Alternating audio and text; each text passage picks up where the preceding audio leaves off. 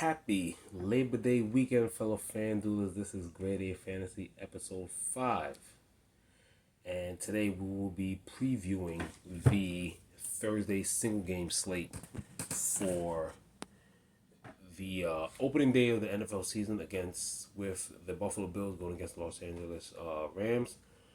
Sorry, I've been away for a while, but let's be real, there has not been that much preseason news going on with now pretty much most of the cuts and practice team additions and everything else going on.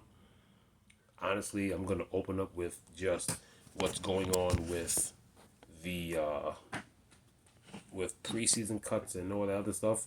The only news, literally DFS wise, that anybody should be concentrating on is the fact that, remember, I did say pay attention to news because it still hasn't been confirmed, but it still seems like it's headed that way. But last news about the man who's literally shooting up in season long DFS, he was getting drafted apparently, depending on what website you were drafting on, was ESPN, Yahoo, NFL Network, CBS, whatever, for season long leagues. Damian Pierce was in the 160s, his average ADP, whatever. All of a sudden, I mean, obviously everybody's expecting him to start, but now he's getting, like, he's in the 40s and 50s. Like, he's getting drafted in 10, 12 team leagues in the 4th, 5th, at the latest, the 6th round. But Houston has still not named him the starter. So pay attention to that. Like I said, if you saw my last video about Damian Pierce or whatever, talking about him, running around his background, Florida running back and everything like that, he seems to be that player that seems to be the most convenient in the most convenient situation. Maybe if he got drafted anywhere else, he wouldn't even be looked at, or maybe got cut. But like I said, Houston's on a rebuild. I think they like Davis Mills as their future QB. This year will definitely speak volumes for him. Brandon Cooks is still young. He is not old. Brandon Cooks still has years ahead or whatever, and then they just have a lot of rebuilding to do. Defense is still bad and stuff like that. So maybe they find something in Damian Pierce. Like I said, that man got a veteran cut, so we'll see what it is. But he's still not confirmed the opening day starter for opening day Sunday. Keep open to the news. If he gets declared starter, maybe it's one of those things where they want to see how he's doing in the practice leading up to the game. Because in most cases, when it comes to opening day or any regular season game, Damian Pierce will most likely get the official word after like the Friday practice, because Friday, and then after that is travel plans and things like that. So keep an eye on the news. That's the main news. A lot of people are expecting high expectations from him. A lot of touches, a lot of carries, and everything like that. I don't know about the passing. Like I said, Florida did not use. If you remember my last video, Florida did not use him as a passing back or whatever. He was more running oriented. So just be aware of that. Obviously, if you did a season long league, totally understand that. You got to try and get him where you can get him. But I think Damian Pierce should be the starter. There's really nothing else left there for them. So that's pretty much all that when it comes to preseason. I mean, there was other stuff. There was some trades. The Eagles reassured their defense and their defensive backfield. Like I said, if you saw my last video, episode 4, waste of talent, Josh Gordon. I'm sorry. I know I'm supposed to have all the information, but I didn't really care about it. I know somebody picked him up and rightfully put him on the practice squad. Like, he's not dependable to like sign to even a minimum contract and put on your team. But other than that, today's video will pretty much be the opening news I just gave you. Let's just get that out the way, because like I said, there's not much. And let's preview the single game Fan Duel slate of the Bills and the Rams. So let's get this out the way first. I know there's people that probably don't even play a single game. You're used to playing the slate, a full slate, 13, 10, 11 games. It's going to change when teams go on bye week. But normally in a single game, Fan Duel is really about the kickers, running backs, quarterbacks, whatever the case is, and they don't have no multiplier. It's just a case of you need to do your best to try and figure out who's going to be the top performing person in the MVP spot. Everything else is just a regular effect. Everybody has the regular scoring, while the MVP is a 1.5 multiplier.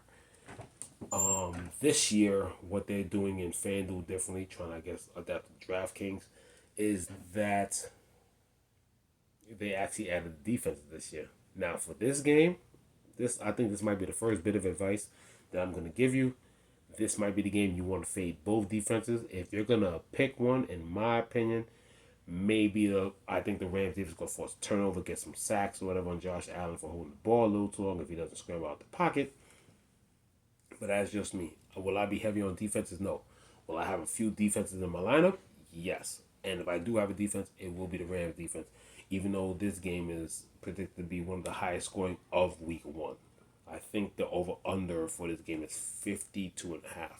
Rightfully so, because 2 years ago in 2020, these teams played one against each other, and the Bills, after building up a big lead, gave up the lead and ended up winning on a touchdown to, I think, Justin Knox or something like that, and they ended up winning 35-32.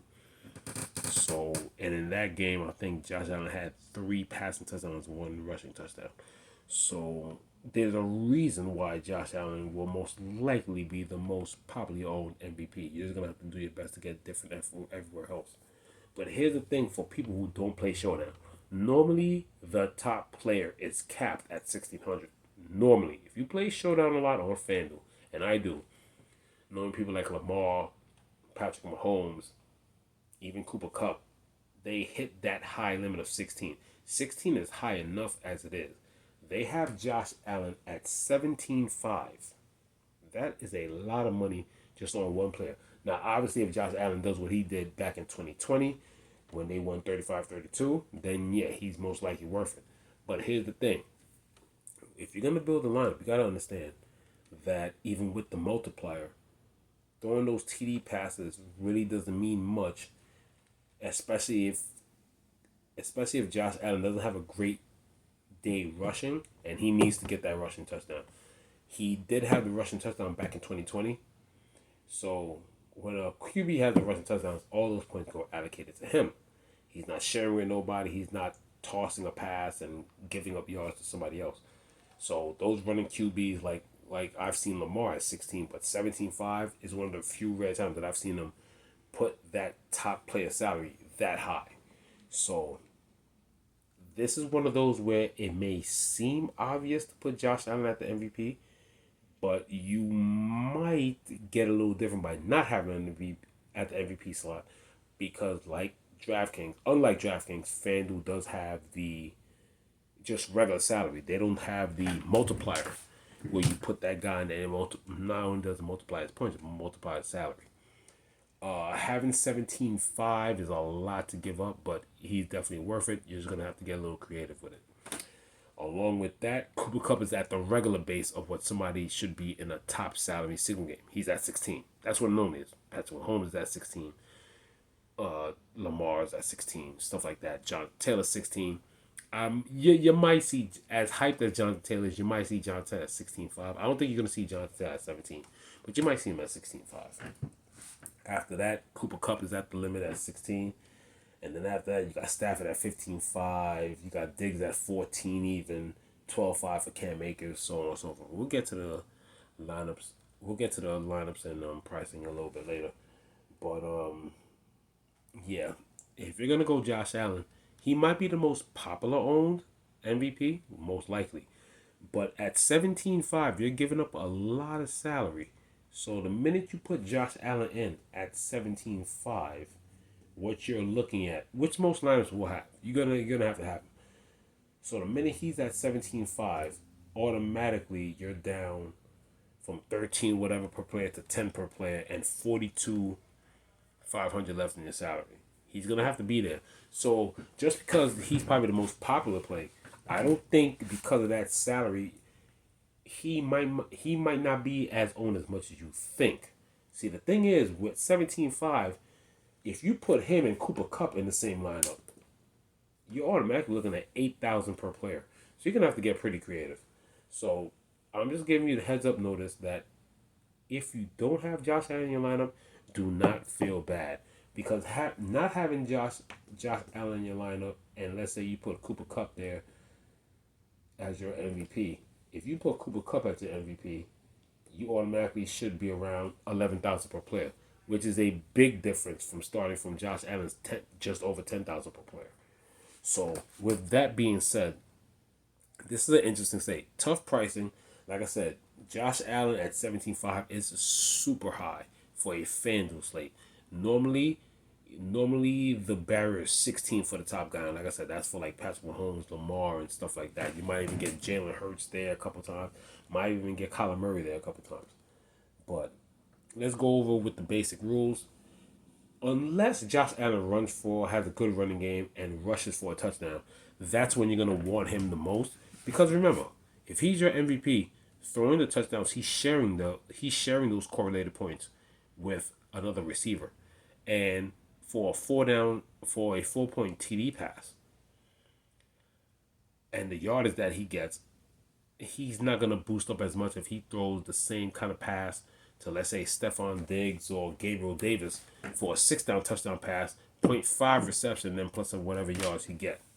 So the optimal lineup, if you're gonna have Josh Allen, you're gonna as your MVP, you're gonna want Josh Allen as your MVP and hope that he spreads out the touchdown etiquette, and then have his decent yards and then has a decent rushing day. But when he runs for that touchdown, those points belong to him solely. So if you're gonna have that, don't feel bad if you don't have Josh Allen as an MVP, because if he shares those TD passes and doesn't run for a touchdown, but he scrambles a bit, you're pretty much in good shape. But most likely, Josh Allen would look like a 38.2, 40, maybe even 50% MVP in this game, especially due to what he did in 2020. I think he threw for like 314, 3 touchdowns, and then ran for one and had 62 or 72 yards rushing, if I remember properly. So, on top of that, like I said, you got Cooper Cup at 16, Stafford at 15.5, and Stephon Diggs at 14. After that, you get to the regular decently priced Cam Akers at 12.5. If we scroll down a bit, we're looking at Allen Robinson, who has a lot of upside at 12, 11.5 for Gabe Davis, and stuff like that. Now, for injury news, there's two things that we all need to be wary about, and the two things are Isaac McKenzie, Van Jefferson. These are both guys that can play the slot. They can play the 3 or the 4 receiver and get that touchdown late that you might need, that they might be low owned on 10 to 8% or whatever the case is. A lot of people are going to have Diggs, Singletary. Some people might believe in both defenses to come up with a big play. There's kickers. There's a whole lot of options as you go lower than 9,500. But the big news is, let's start with the Bills. So if the Bills rule out Isaac McKenzie, the person that you want to look at will be Jamison Crowder. Jamison Crowder is currently at 7,500. So if Isaac McKenzie is gone, you're definitely looking at Jamison Crowder. Let's switch to the Rams.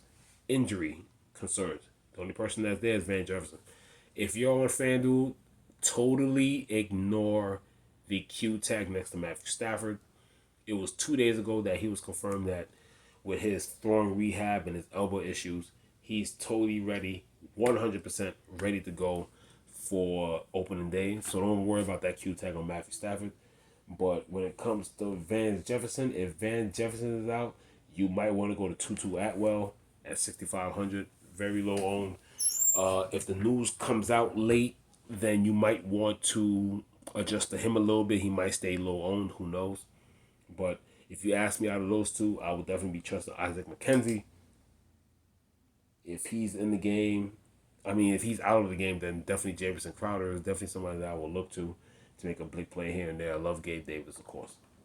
So, on top of that, so like I said, if you're working with Josh Allen as a captain or women lineup, remember, having him in your lineup, you're taking a lot of salary. That's a lot of salary. 17.5 is a lot of salary. And as if you guys I should have said this from the beginning. we could possibly build a GBP lineup for the single game. So if you want, you can open Fan Duel now. We'll do that towards the end of the show. I'm just going over a couple of things and ideas of what I would like to do and what's going on now. But other than that, besides that injury news, it's just a case of just picking what you want, whoever you feel comfortable at the MVP slot. I'm just saying because he's so much money, there's possibly a way to beat people out of having Josh Allen as MVP and maybe having in your utility and having somebody else that might go off, aka Cooper Kupp could catch 2 touchdowns, aka Devin Singletary. Even though I think he's gonna have a hard time running the ball against them, he could get a rushing touchdown, he could get a passing touchdown. There's a lot of ways to go through this because I think FanDuel did not want 100% of Josh Allen in every lineup. So that's why they put him so high. I'm telling you, normally the threshold for a top player is 16. So for 17.5, damn near $18,000. He might not be as high owned as you want. So maybe you could play it as I don't think he's gonna be as high owned this year because of his price. I'm gonna have more Josh Allen. I think you should be just at the field and just worry about getting different everywhere else. So, other than that, let's take a look at the lineups and some of the salary real quick. So, with all that said and done, this game is literally at the time of this recording is like what? We're Mondays, so we're looking at we're still looking at pretty much 3 days away. And it should be a lot of fun. Me personally, just to give you an update on my stuff, like I said, I had a nice baseball state the other day. I got about 14 tickets for this, so might purchase another 9 or 10 or maybe purchase up to 30 just to have a nice square number and then do my best to get a little different in these lineups or whatever.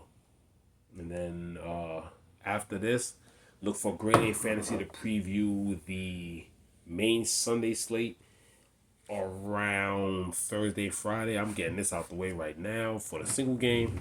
So like I said, you can use me as an appetizer for previewing this game and we'll just go from there.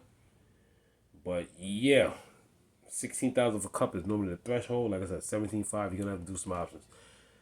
You have to worry about Josh Allen getting all those running capability. You don't want Josh Allen to keep points to himself by rushing the ball. If he doesn't rush the ball that well and just worries about throwing and spreads it out, you can beat somebody out even if Josh Allen has a 4 TD game. If Josh Allen could get to a wide receiver, that gets 2 touchdowns from him, then that wide receiver automatically outplays him, but you can't have Josh Allen run for the touchdown. But this game is predicted to go over 52.5. I believe if I'm going to pick a defense, I'm going to go with the Rams. If things don't shoot out as well, it definitely plays in the Rams' favor. That means they probably got a lot of sacks, turnovers, and everything. Other than that, I guess we could try and look at some other salaries or whatever. As we get towards the middle, interesting middle pieces. When I say middle, I guess I mean like 10,000 to 13,000. Like I said, okay, you got Stephon at 14. So Cam Akers is right there at 12.5. The new receiver, Allen Robinson, there's no Robert Woods there. Robert Woods is in Tennessee. Allen Robinson could probably, garner some ownership or whatever, but I'm not gonna lie, the first lineup that I built, because Jalen Ramsey will be sticking to Stephon Diggs. If he could get a couple of TD passes from this guy, then it definitely works out. I like Gabe Davis. Plays the outside deep, plays the inside slot. I think Gabe Davis is definitely a good look. You got Devin Singletary at 10.5. And pretty much if we go down just a little bit lower, you got one of Josh Allen's favorite targets, Dawson Knox. He's definitely worth a look. He definitely gets the inside 10-5 looks. Just don't get hypnotized by the big names of Singletary and Diggs and everything like that. Cole Beasley's long gone. So look for Singletary to maybe catch a couple of swing passes and maybe take one in. You never know. I think personally Singletary is going to have a better receiving game than rushing game against the tough Rams defense.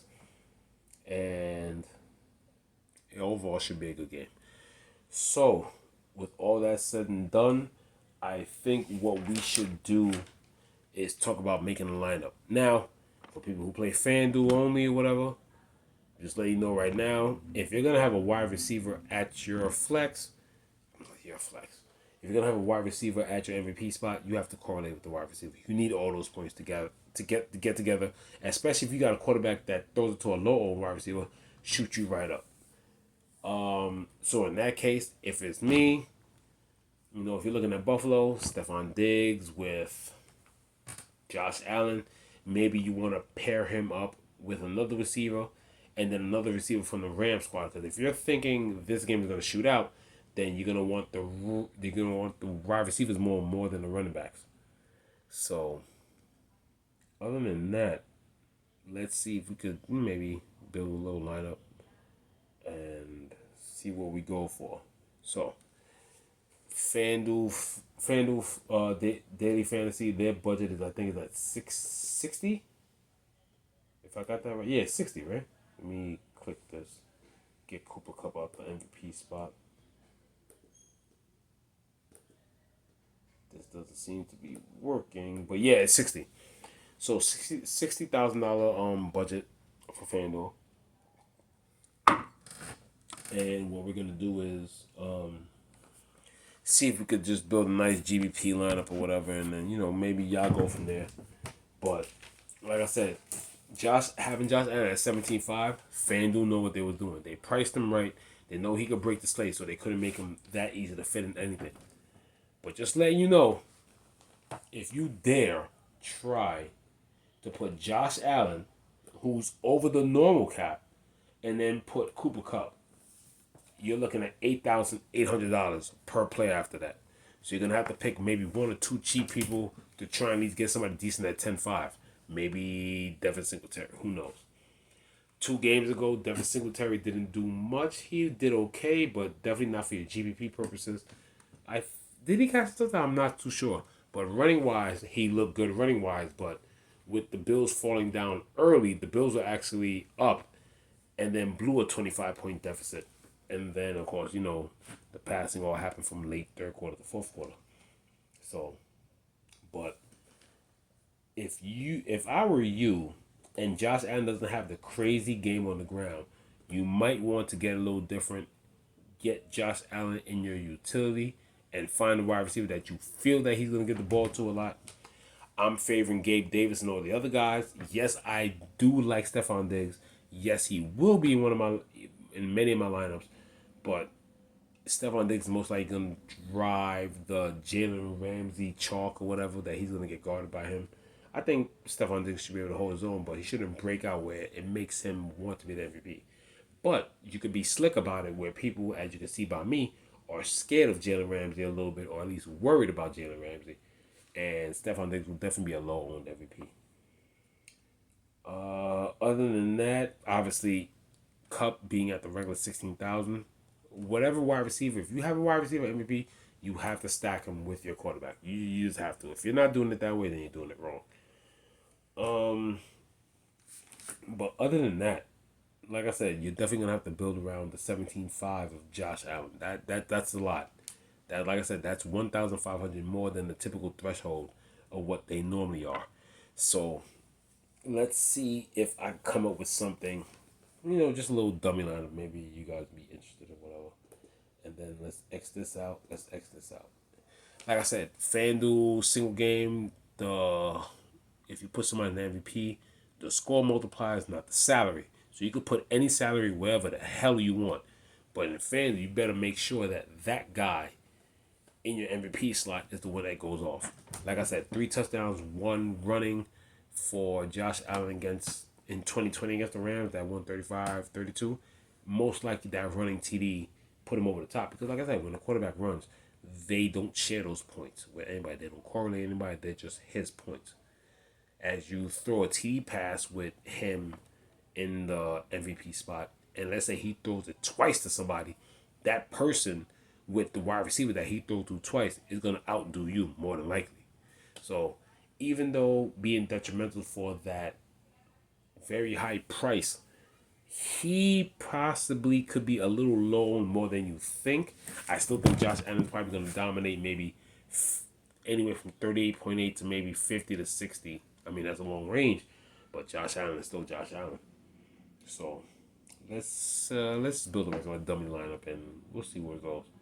So for me, if you're gonna correlate properly, whatever, a single game, and like I said, you expect this to be a shootout, nothing wrong with having the running back, not Devin Singletary, having a wide receiver at the MVP spot.